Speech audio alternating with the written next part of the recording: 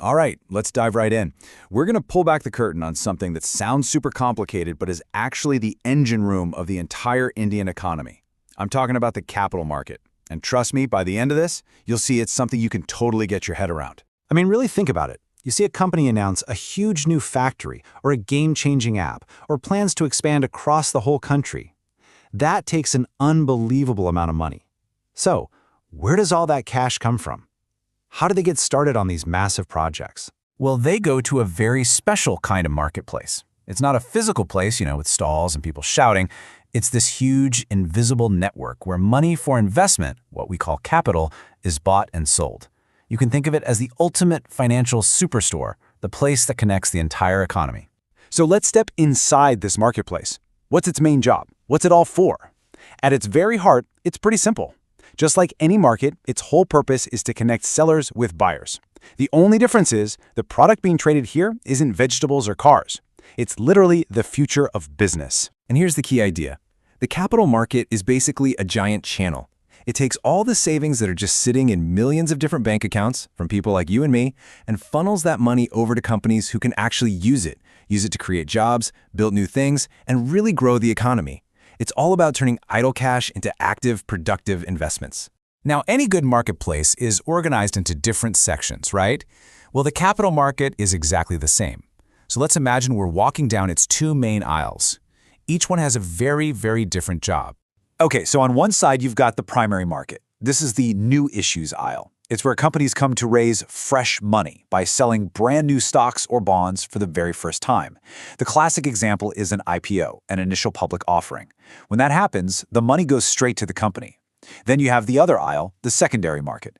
This is more like a resale shop. It's where investors trade all those securities among themselves after they've been issued. This is absolutely crucial because it provides liquidity, which is just a fancy way of saying it's easy to sell your investment when you want to. The company isn't getting any new money here, but this market is what keeps everything flowing. So we're in the marketplace, and we know our way around the two main aisles. But what's actually for sale? What's on the shelves?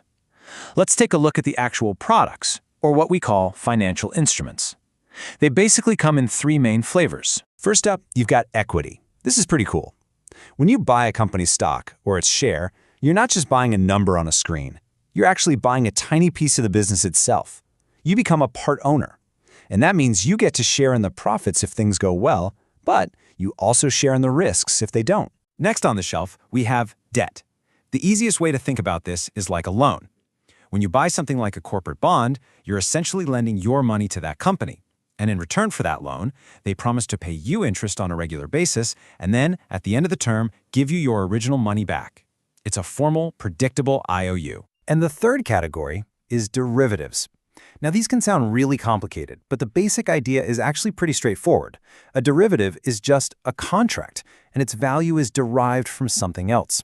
So, for example, instead of buying a bar of gold, you could buy a contract whose price simply moves up and down with the price of gold. That contract is a derivative. So just to give you a quick look at the actual product line. Under equity, you've got your standard equity shares, but also things like mutual funds, which are great because they let you own a tiny piece of a whole bunch of companies at once. In the debt aisle, you could lend to companies with corporate bonds or even lend to the government itself with treasury bills. And in the world of derivatives, you've got things like contracts based on the future price of stocks or even entire market indexes. Of course, a marketplace isn't just about the products. It's all about the people. So let's meet the cast of characters who really make this entire financial hub work. Everybody has a critical role to play. And the flow of money is actually quite logical. It all starts with the issuers. These are the companies that need the cash. They're the sellers. Then you have the investors. That's the people and the big institutions who have the money to invest. They're the buyers. And right in the middle, connecting the two, are the intermediaries. Think of them as the shopkeepers and assistants, the stockbrokers and bankers who make sure everything runs smoothly. And to get a bit more specific, investors are usually broken down by size. You have retail investors, like most of us, who invest up to 2 lakh rupees. Then you have the huge players, the qualified institutional buyers, or QIBs. Think mutual funds and big insurance companies. And those intermediaries doing all the connecting? That includes everyone from the merchant bankers who manage the big IPOs to the depositories like NSDL and CDSL, which are basically like digital vaults that hold all our shares electronically. Okay, but with so much money changing hands, so many people involved, how do we make sure that everything is fair, that it's all transparent, and most importantly, safe? Well, you need a referee, or maybe more like the market police. And that's exactly where the regulators come in. In India, we have a whole team of regulators keeping watch. You can think of SEBI as the main cop on the beat. They oversee the entire securities market. But they've got specialists too. The RBI handles the money market side of things. IRDA is the specific watchdog for everything insurance-related. And PFRDA's job is to look after our pension funds. All of them work together to make sure the system has integrity and everyone plays by the rules. So there you have it. We've taken a full tour of this incredible financial marketplace. We talked about its real purpose, we explored the two main aisles, the primary and secondary markets, we looked at the products on the shelves, met all the key people, and even got to know the regulators who keep everyone safe. You now have a basic map of the Indian capital market. Now, obviously, this is just the first step. The capital market is a huge and really fascinating world. But with this map in your hand, you've got the foundation you need to start exploring it on your own terms. The only real question left is, where are you going to explore first?